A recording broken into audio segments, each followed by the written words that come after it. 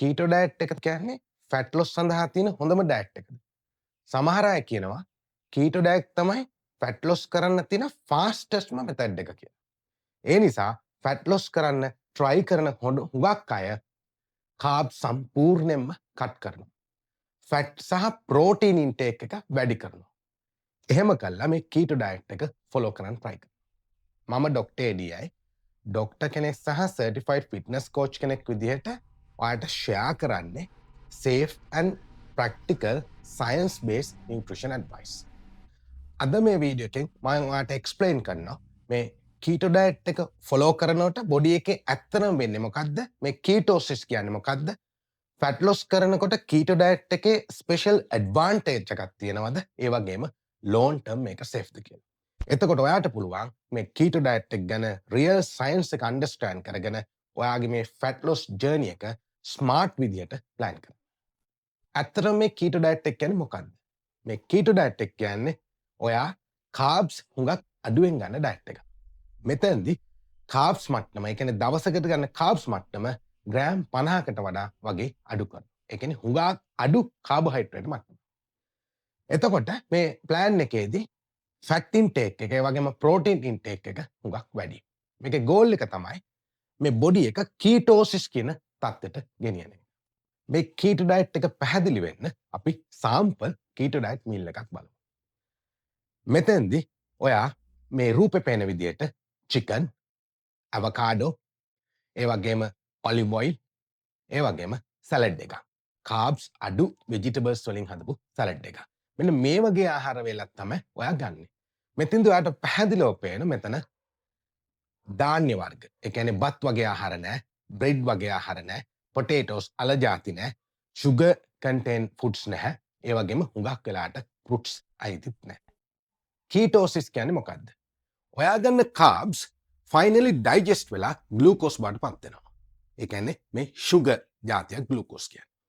එතකොට මේ ග්ලූකෝස් ඔයාගේ එනර්ජි එක සඳහා පාවිච්චි වෙනවා. ඒ වගේම වැඩියෙන් තියෙන ග්ලූකෝස් ඔයාගේ අක්මාවේ, ඒ වගේම මසල්ස් වල ග්ලයිකොජන් විදියට තැම්පත් වෙනවා. ඒතර ඔයාට ශක්තිය ඕන වෙලාවට මේ ග්ලයිකොජන් නැවත ග්ලූකෝස් වෙලා ශක්තිය ලබා දෙන්න පුළුවන්. නමුත් ඔයා ගන්න ආහාරයේ කාබ්ස් හුඟක් අඩු වුණාම ඔයාගේ මේ තැම්පත් වෙන ග්ලයිකොජන් මට්ටම හරිම අඩුයි. එතකොට ග්ලයිකොජන් ස්ටෝර්ස් අඩු වුණාම අර එනර්ජි එක දෙන්න liver එක, ඔයාගේ අක්මාව ග්ලූකෝස් ප්‍රොඩියුස් කරන්නේ නැහැ. ඒ වෙනුවට liver එක ප්‍රොඩියුස් කරන්නේ, ඒ කියන්නේ නිෂ්පාදනය කරන්නේ කීටෝන් බොඩීස්. මෙන්න මේ මෙටබොලික් තත්ත්වය තමයි අපි කීටෝසිස් කියලා හඳුන්වන්නේ. ඇයි ඔයා කීටෝ ඩයට් එක ෆලෝ කරනකොට මුල් සති 1 2 weight එක quickly අඩු වෙන්නේ. ඔයාත් මේ එක්ස්පීරියන්ස් එක ඇති. ඔයා කීටෝ ඩයට් එක පටන් ගන්නවා. මුල් සති 1 2ක් යනකොට weight එක හුඟක් අඩු වෙනවා. suddenly. මේකේ වැඩිම පාර්ට් එකක් තියෙන්නේ ඔයාගේ water loss එක හින්දා. මොකද ඔයාගේ ඇඟේ තැම්පත් වෙන මේ ග්ලයිකොජන් තැම්පත් වෙන්නේ වතුරත් එක්ක. එතකොට දැන් ඔයාගේ කීටෝ ඩයට් එකත් එක්ක ග්ලයිකොජන් ස්ටෝර්ස් හොඳටම අඩුයි. එතකොට ඒ තැම්පත් වෙච්ච වතුර මට්ටමත් හොඳටම අඩුයි. ඒකින්ද මෙතන weight loss එකේ ප්‍රධාන පාර්ට් එක සිද්ධ වෙන්නේ ඔයාගේ වතුර අඩුවීම නිසා. කීටෝ ඩයට් එක fat burn magic එකක්ද? scientific studies compare කරනකොට important message එකක් දීලා තියෙනවා. ඒ තමයි long term fat loss එක ප්‍රධාන වශයෙන්ම depend වෙන්නේ ඔයාගේ calorie deficit එක මත, ඒ වගේම ඔයා ගන්න protein මට්ටම මත, ඒ වගේම ඔයාගේ physical activity, ඒ කියන්නේ weight training සහ cardio, ඒ වගේම long term consistency. ඔයා ගන්න calories සහ protein මට්ටම reasonably match වෙනවා නම් ඔයා low carb diet එක, ඒ කියන්නේ මේ වගේ keto diet එක සහ other diet ගත්තාම ඔයාගේ long term fat loss එක සමානයි කියලා තමයි හොයාගෙන තියෙන්නේ. ඒ කියන්නේ මේ keto diet කියන්නේ මැජික් එකක් නෙවෙයි. ඒක එක ඔයාට ෆලෝ කරන්න පුළුවන් එක්තරා ආකාරයක්. දැන් අපි බලමු මේ keto diet එකේ තියෙන වාසි මොනවද? එකක් තමයි appetite reduction. ඒ කියන්නේ ඔයා high fat වැඩි, ඒ වගේම high protein meal එකක් ගත්තාම ඔයාගේ බඩගින්න දැනෙන මට්ටම අඩු වෙනවා. ඒ කියන්නේ naturallyම ඔයා ගන්න කැලරි මට්ටම අඩු වෙනවා. blood sugar improvement. ඔයා low carbs diet එකක් ගන්නකොට ඔයාගේ sugar ෂණිකව වැඩි වීම, ඒ කියන්නේ විශේෂයෙන් ආහාරයෙන් පස්සේ ෂණික sugar වැඩි වීම පාලනය වෙනවා. එතකොට හොයාගෙන තියෙනවා සමහර පේෂන්ස් ලගේ මේ ලෝ කාබ්ස් ඩයට් එකත් එක්ක බ්ලඩ් ෂුගර් කන්ට්‍රෝල් එක හොඳ මට්ටමක් තියෙනවා. තෙරපිටික් යූසින් එපිලෙප්සි. මේ එපිලෙප්සි කියන්නේ අපස්මාර තත්ත්වය. ඒ කියන්නේ අර ෆිට් එක හැදෙනවා කියන්නේ. අන්නේ ඒකට ට්‍රීට්මන්ට් එකක් විදිහට මේ කීටෝ ඩයට් එක පාවිච්චි කරන්න පුළුවන්. හැබැයි ඒක කරන්න ඕන වෛද්‍ය උපදෙස් මත. කියන්නේ මේ කීටෝ ඩයට් එක සම්පූර්ණයෙන්ම යූස්ලස් කියලා කියන්න බෑ. දැන් අපි කතා කරමු මේ කීටෝ ඩයට් එක හින්දා සිදු වෙන්න පුළුවන් අවාසි සහගත තත්ත්වයක්. එතකොට ඔයා හයි ෆැට් ඉන්ටේක් එකක් හින්දා ඇති වෙන්න පුළුවන් හෙල්ත් ඉෂුස් හැරෙන්න තවත් හෙල්ත් ඉෂුස් කීපයක් කතා කරන්න ඕන. එකක් තමයි මේකේ ඩයට් එකේ ක්වොලිටි එක ගැන. මොකද මේකේ හෝල් ග්‍රේන්ස් ඒ කියන්නේ සම්පූර්ණයෙන්ම දාන්නෙම ආහාර. ඒ කියන්නේ බත් වගේව නැහැ. ඒ වගේම ලෙගියුම්ස් ඒ කියන්නේ රනිල බීජ, මුං ඇට, කඩල වගේව නැහැ. ඒ වගේම හුඟක් වෙලාට ෆෘට්ස් නැහැ. පළතුරු ಜಾති නැහැ. ඒ වගේම කාබ්ස් තියෙන වෙජිටබල්ස් නැහැ. ඒ කියන්නේ මේ ඩයට් එකේ වෙරයිටි එක හුඟක් අඩුයි. ඒකින්ද හුඟක් වෙලාට ඔයාගේ ෆයිබර් ඉන්ටේක් එක අඩු වෙන්න පුළුවන් මේ කීටෝ ඩයට් එක ෆලෝ කරනකොට. එතකොට මේ ලෝ ෆයිබර් ඉන්ටේක් එක ෆයිබර් ඉන්ටේක් එක අඩු වුණාන් පස්සේ සමහර ඉෂුස් එන්න පුළුවන්. විශේෂයෙන්ම කන්ස්ටිපේෂන් ඒ කියන්නේ ඔයාගේ බඩ වේලීමේ තත්ත්වයක් ඇති වෙන්න පුළුවන්. ඒ වගේම මේ ඩයටරි ෆයිබර් මේ ෆයිබර් කෙඳි සහිත බව අවශ්‍ය වෙන්නේ බවල් මූව්මන්ට් සඳහාම විතරක් නෙවෙයි.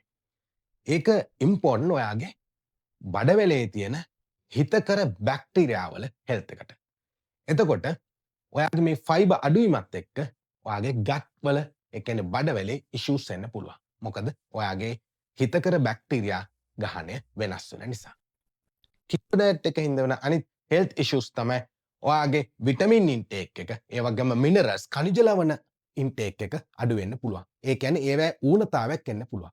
ඒකින්ද හොඳට මතක තියාගන්න ඕනේ මෙතන කීටෝ ඩයට් එක කියන්නේ just කාබ්ස් අඩු කරන එකක් නෙවෙයි අනිත් නියුට්‍රිෂනල් ඉෂුසුත් තියෙන්න පුළුවන් මේක ෆලෝ කරනකොට. අපි දැන් කතා කරමු ඔයාගේ එක්සර්සයිස් පර්ෆෝමන්ස් එක කොහොමද මේ කීටෝ ඩයට් එක ෆලෝ කරනකොට. මොකද ඔයා හයි ඉන්ටෙන්සිටි එක්සර්සයිසස් ඒ කියන්නේ හાર્ඩ් ජිම් වර්ක්අවුට්ස් ඒ වගේම ස්ප්‍රින්ටින් ඒ වගේම ස්පෝර්ට්ස් ඇක්ටිවිටීස් කරනකොට හුඟක් වෙලාට ඔයාගේ එනර්ජි එක ඩිපෙන්ඩ් වෙන්නේ මසල් එකේ තියෙන ග්ලයිකොජන් මත. එතකොට ඔයා කීටෝ ඩයට් එක ෆලෝ කරනකොට ඔයාගේ මසල් ග්ලයිකොජන් මට්ටම අඩු වෙනවා. ඒ කියන්නේ ස්පෙෂලිම මුල් කාලයේදී මේක ඇඩැප්ටේෂන් සිදු වෙන කාලයේදී. එතකොට ඔයාට ලෝ එනර්ජි එකක් ඔයාට ෆීල් වෙන්න පුළුවන්. ඒ වගේම ට්‍රේනින් ඉන්ටෙන්සිටි එක ඔයාගේ අඩු වෙන්න පුළුවන්. ඒ වගේම ට්‍රේනින් පර්ෆෝමන්ස් එක අඩු වෙන්න පුළුවන්. ස්පෙෂලි මේ හાર્ඩ් වර්ක්අවුට්ස් වලදී. සස්ටේනබිලිටි මේක very important fact එකක්. මොකද මේ වගේ very restrictive diets හුඟක් දෙනෙක්ට follow කරන්න අමාරුයි. short term results තිබුණට මේ eating pattern එක follow කරන්න maintain කරන්න අමාරු නම් ඔයා කරන්නේ ඔයා ලේසියෙන්ම ඔයාගේ පරණ habits වලට නැවත යනවා. ඒ හින්දා රියල් ලයිෆ් එකේදී ඔයාට බෙස්ම ඩයට් එක කියන්නේ ඔයාට මේක සේෆ් ආකාරයෙන් ෆලෝ කරන්න පුළුවන් වෙන්න ඕන. ඒ වගේම මේක නියුට්‍රිෂස් වෙන්න ඕන. ඒ වගේම ඔයාට කඩන්නේ නැතුව නොකඩා ලේසියෙන් ෆලෝ කරන්න පුළුවන්.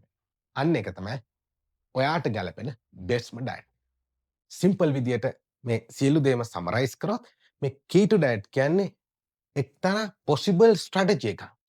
ඒක සමහර පීපල් ලගේ ඇපිටයිට් එක ඒ කියන්නේ බඩගින්න කන්ට්‍රෝල් කරන්න, ඒ වගේම ඔයාගේ බ්ලඩ් ෂුගර් එක ඉම්ප්‍රූව් කරන්න, ඒ වගේම සමහර අපස්මාරයෙන් ලෙඩ් උන්ට ට්‍රීට්මන්ට් එකක් හැටියට පාවිච්චි කරන ක්‍රමයක්.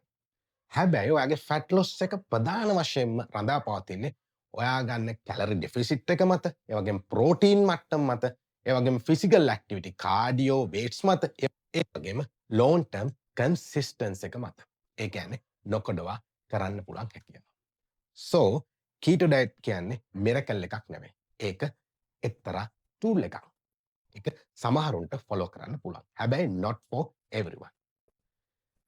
මේ වීඩියෝ එක අන්තිම වෙනකම් බලපු ඔයාට ගොඩක් ස්තුතියි. දැන් ඔයාට මේ කීටෝ ඩයට් එක කියන්නේ හරියට මොකද්ද? ඒ වගේම කීටෝසිස් කියන්නේ මොකද්ද? ෆැට් ලොස් එක සහ කීටෝ ඩයට් එක අතර තියෙන සම්බන්ධතාව ගැන හොඳ අන්ඩර්ස්ටෑන්ඩ් එකක්. මේ channel එකෙන් හැම විටම ෂෙයා කරන්නේ science based health and fitness advice. මේ වගේ වීඩියෝ සඳහා channel එක subscribe කරන්න.